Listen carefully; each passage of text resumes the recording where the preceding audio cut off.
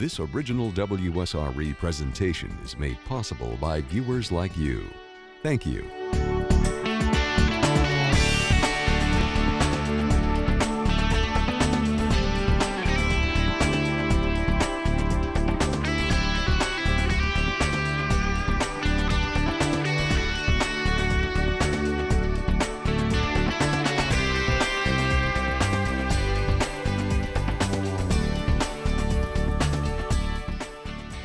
Hello, I'm Lloyd Patterson. This is CTC Connecting the Community on WSRE TV PBS.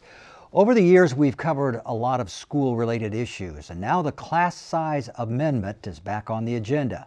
Florida voters, believing smaller classes produce better results, voted 8 years ago to shoot for an 18-student limit through 3rd grade, a 22-student limit through 8th grade, and a 25-student limit through high school. Now, schools have been allowed to exceed those limits by compliance by county average and then school average. But, this is a big but, in the coming year, districts must comply on the classroom level, and that's what has a lot of school officials nervous. They ask, what are we going to do when the 19th child shows up for 4th grade, for instance? The class size amendment requires the school to provide another classroom and more. Well, along comes Senator Don Gates, a former Okaloosa school superintendent. He proposes amending the law to keep measuring class size compliance by school average. I talked with Senator Gates about his proposal. The taxpayers of Florida have already paid $18 billion, that's with a B, to reduce class sizes in Florida public schools. And in some places in the state, class sizes were way too big. In most classrooms in Northwest Florida, we already had a smaller student-teacher ratio than in many places in the state. But now we're in a place where next year, according to the constitutional language that was passed in 2002, next year, every single core class, no more than 18 students in kindergarten through 3rd grade classes, no more than 22 in grades 4 through 8, and no more than 25 in high school. The problem arises, Lloyd, when the 19th 3rd grader moves into Blue Angels Elementary School. And then what will happen, according to a strict interpretation of the Constitution, is that the Escambia County School District would have to hire in the middle of the year a teacher nobody wanted to hire in July and August, and split classes, and that would affect not only the new student, but other students who had already bonded with a teacher and who might be assigned to that teacher because of the teacher's particular teaching style and skills and because of that student's needs. And then there'd have to be a place for the new classroom, the new split classroom to be. And if there was no space available at Blue Angels Elementary, then likely a portable would have to be hauled in out back. Representative Weatherford and I have introduced legislation not to repeal the class size amendment, not to roll it back, but rather to continue limited local flexibility so that parents and educators at the local level can maintain a school average, keep the class size limits that are in the Constitution, but calculate them on a school average basis so that when that 19th student moves in, we don't have chaos and confusion and split classes and extra costs in the middle of the year. With us now to further discuss the Gates idea, our current Okaloosa School Superintendent, Dr. Alexis Tibbetts. She has more than 35 years of education experience, including classroom and principal time. She was elected superintendent in '06 and reelected in '08. Bill Vincent has 30 years of classroom math teaching experience, now works as a representative for the Escambia Education Association, the teachers union. We welcome you both to the program. Thank you very much for joining us. This is a kind of a complicated, a tough issue, but Senator Gates has thrown this idea out. Let me start with Bill Vincent. What do you think? Well, we believe that it's a little bit premature to go ahead and do a constitutional amendment for this. If they get it on the ballot, it won't be on the ballot probably until November, and we have to be ready at the beginning of the year for the inevitability that it maybe doesn't pass, or if it does pass, we still need to be ready for it. So there's going to have to be some sort of statutory fix put in place to get through that. So why can't we just use that method and not go on and take out what the intent of the voters was by doing another constitutional amendment? We're still in favor of class size limitations, but we understand in this economic time that it may not be the exact time we can fully implement it, but we don't want to do away with it either. Okay, well, it doesn't sound like you're rigidly opposed to the Gates idea. Alexis Tibbetts, Superintendent, Okaloosa Schools, your thoughts on this? Well, I appreciate what Bill is saying, because it does seem that we're out of sync to do something in November that impacts us the most in August. But as Senator Gates and I have talked several times before, and I do appreciate him championing this, because actually we probably should have looked at doing this a year ago. It is a little late, but at the same time better late than never. We do have to start school, Bill is right, and we have to have teachers in the classroom. But if the constitutional amendment passes where we can have flexibility, now we're only talking about 3 students over the limit in elementary and 5 students over the limit in secondary, that would give the capability for principals not to hire for 1 student an additional teacher. In our district alone, it would probably take us right now $4 million to comply with this. And Lloyd, the problem there is, in addition to that, you have space, you have portable units, and my biggest concern is that we can't make it work at this time under the financial economic realities of today. In 2002, when it was voted in, that was one thing, but the financial reality of 2010 is totally different. Well, given that set of tough circumstances financially, will you tell people, please do not support this Gates proposal? I see many Democratic leaders at the state level, as well as teacher union leaders from other counties, are pretty strongly opposed to changing the law. Yeah, we support the amendment as it was written. And like I said, we don't want to jump out right now, since we're going to have to do something for the fall anyway. We just don't see the need to have to do a constitutional amendment to change it.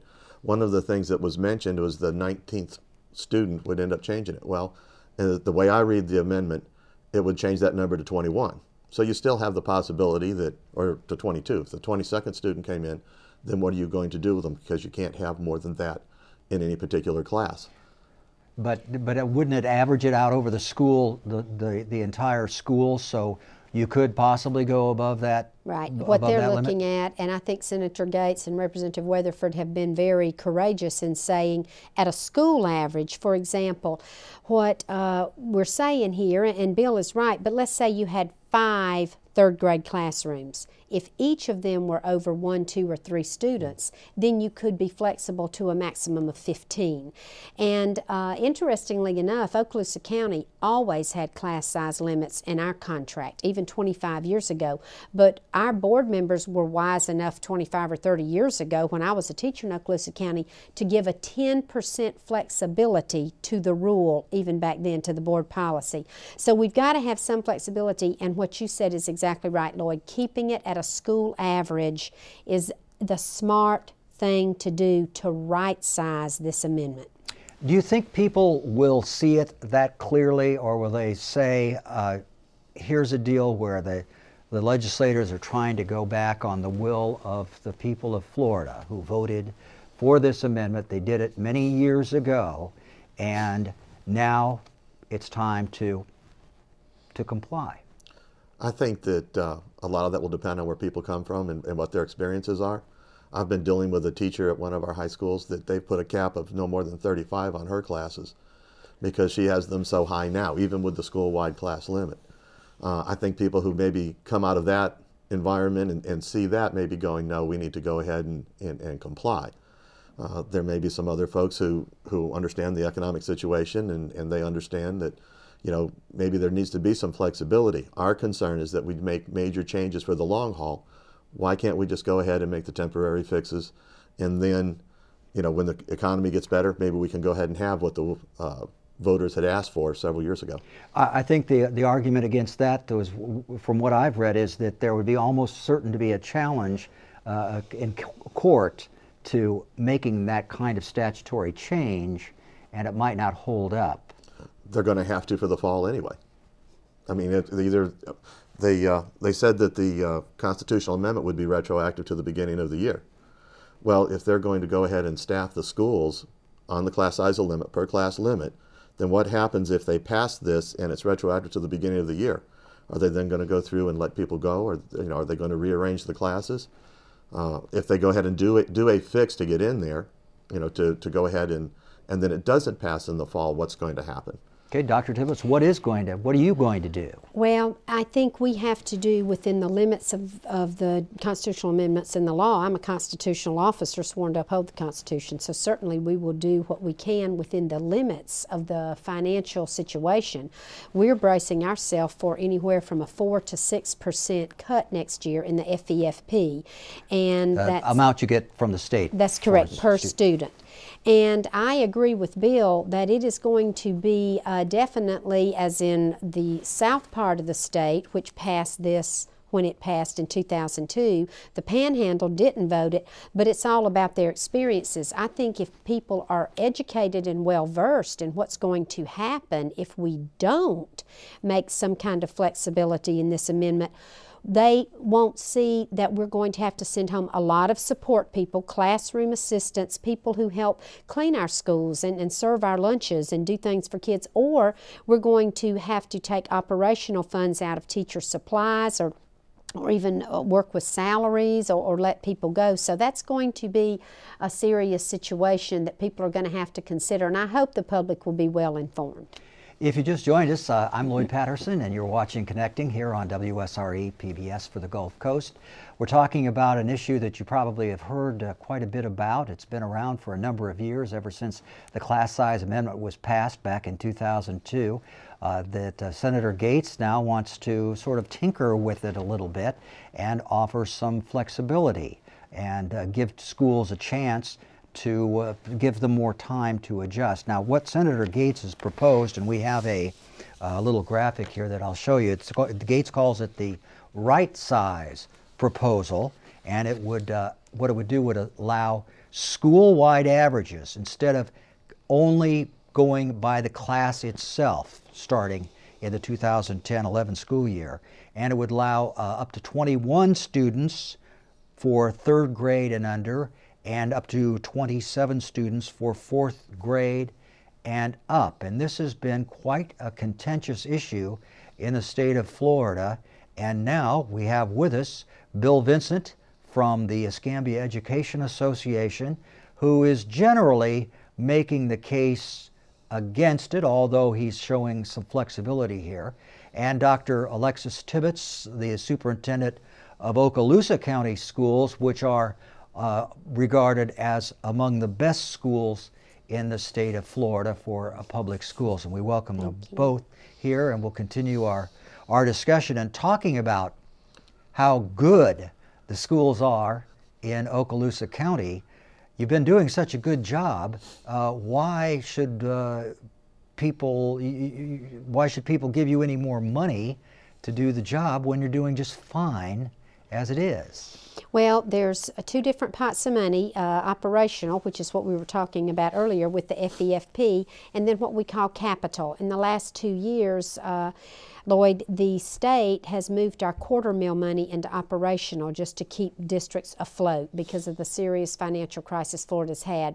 And certainly if that happens again this year, which we anticipate, our capital money, which we use for renovation, for purchasing buses, for technology for our students, and any kind of new construction or debt service is impacted. We have 2 brand new schools that we're paying $6.5 million a year on till 2021, and that's very expensive. And so what we'd like to do is go out and ask people. I know Escambia County, Walton, and Santa Rosa County, all our neighboring counties, already have a discretionary amount of money through sales tax or millage or referendum for schools, and we're asking people to give that strong consideration. We have 30 schools in our district that are over 40 years old, and it's critical that we pay attention to that infrastructure, and most particularly get the new handheld technology and iPads and iPods into our students' hands as rapidly as possible to keep that cutting edge that you just talked about. We're very proud of our A+ schools. Thank you. Let's come back to that issue, because I know it's very important to you in Okaloosa County, and the school funding is very important in Santa Rosa and Escambia County as well. But about the class size, a lot of people watching this might say, you know, when I went to school, I was in a 4th grade class with 35 other kids up in Minnesota or something. And is there absolute proof that kids do better in classes that are of 20 and under, 18 and under, or is that correlation not entirely proven? I've taken a lot of look at the research. Under 15, you do see enormous gains. But realistically, and I don't agree with having 35 and 40 kids in class, but I taught in a classroom that had that many kids for many years. But there is no significant research that shows an increase in student performance based on students from about 15 to 35. Okay, so you taught a class that had 35 students. Many. A science lab class. And Bill Vincent, you taught for many years. Yes. What was the largest class you taught? 38, I believe. 38. There was one lady that had a classroom around the corner from me.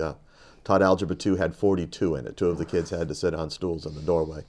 Yeah, that's not a place that we want to go back to. No. Were the kids, did the kids learn? Did you have any trouble? What was the problem with that size class? Did the students learn? Yeah, I believe students learned. Did they learn as much as they could have? Did they make the progress they could have if I could have had a little bit more individual attention to spend with them? You know, I believe that would have been the case. I don't know that because I don't know, what it would have been if had it changed. But I think anybody realizes that in this day and age, a class of 40 is not what a class of 40 was when we were young. That there's a whole different environment out there that kids come to us from in society. They're in a fast-paced society. That if they get into a class with lots of students in it, that continued fast pace is going to come into the classroom, and is going to present a lot of problems that they probably didn't have back in the 60s when we were young. Okay, different time. I would like to say that we've made great strides, though, since 2002. If anyone looks at the state of Florida and where we've come, especially in South Florida, as Senator Gates said, our numbers were always lower per pupil-teacher ratio in the Panhandle. But Florida has come just to be at a school size average of 18, 22, and 25, a long way. And I agree with Bill, it is nice to have those numbers down, and I don't ever want to go back to where there were 40 kids or 37 or 8 in a classroom. But I keep reminding everyone, with the economic reality of today, can we get there? Okay. Earlier today, I asked Senator Gates, who has made this proposal to give some flexibility in the class size amendment, what he thought the chances were of voters going along with it and passing it on the ballot.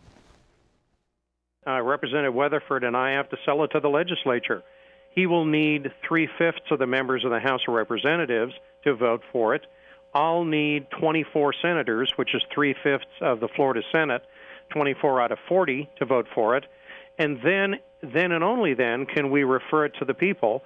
And then, as you say, the voters of Florida in the November 2010 election would have the opportunity to right-size the class size amendment, to add some common sense flexibility. But 60% is a heavy lift. So it'll be a heavy lift to get it through the legislature and a heavy lift to get it before the people of Florida. All right, Senator Don Gates from Niceville saying that he's not predicting passage for this idea by any means. Are you both, what's your read on if you had to predict whether it would pass or not? Well, it took 50% to pass it the first time, and it only had 54% of the vote in Florida. Getting 60% for any amendment is going to be very difficult now, and 60% is what it would require now because we've changed our Constitution. Yeah. Bill Vincent? Yeah, I agree with that. I think getting 60% of the voters to agree on anything is going to be a very tough sell. Okay, let's talk more generally about how we pay for our public schools, kindergarten through 12th grade in the state of Florida. Ever since we've lived here, there's been, it seems like, a virtual continuing crisis that you read about every year, disaster facing the schools. And people might get a little tired of hearing about it, but it does seem to just be there in our faces all the time. What is wrong with the way schools are funded, do you think, in Florida? Bill Vincent, I'll start with you. Well, right now we have a very narrow tax base that we use. We've got the sales tax at the state, and we've got the property taxes. And we have an awful lot of exemptions for special interests within those sales tax, which takes a lot of it out. We're very vulnerable then to changes in the economy. If we had a broader tax base, then we probably could weather some of these recessions a little bit better. You know, when you invest your own money, they say to not put it all in one or two eggs, to try to, you know, keep it diversified so that if something's doing well, something else will, you know, not do as well. It'll balance out. And I think that's one of the problems we've got in Florida, is that we have a very low tax base, and it's a very narrow tax base, and so we're very susceptible to recessions. Is Florida unique in this, Alexis Yes, Tibbetts? our funding is very unique across the United States. And to add to what Bill has said, and I certainly do agree with that, the state itself has pushed the burden to more than half of public education to the local districts. In other words, the state used to fund 55% and the counties 45%. Now that is reversed. The state is funding 45% of public education and the local government is funding 55%. And to make that problem even worse, to what Bill said, ad valorem taxes are down all over the state. Your house is not valued today at what it was 5 years ago, Lloyd. So as long as the valuation of your property decreases, the amount of money coming into the school system decreases. Yet, the price of gasoline, food, a textbook, health insurance, salaries, they're all going up. So we have this kind of diminishing return here. And what we've got to pay attention to is when you have less revenue and greater expenses, there's no way that in a vulnerable tax situation, and whether it's property tax or sales tax, that we can make it on what we've been doing. About 10 years ago or so, Florida was growing by leaps and bounds, and the money was flowing into the state capital, and they just about didn't know what to do with all the money that was coming in, and some of it got shoveled out to the schools. But and I'm sure nobody said then, don't give us so much money, because then when times get tough, we'll not know what to do. I don't think anybody turned it down, no. But we long for those times now, because what we did at that time is, Lord, we started programs and developed services that now we have to look at parents and say, we may not be able to have 2 school resource officers in all of our high schools, or we may not be able to have a nurse in every school. We might have to have a health tech. And people are adjusted to certain services back during those times from 96 to 2006, things were fabulous. But now, just like everyone, we're going to have to make adjustments, just like in your home and everywhere else. People are going to have to understand that services are going to be diminished somewhat. How will parents and students see this actually? What's it going to look like at the school level if there's no changes in the way funding is done for our schools?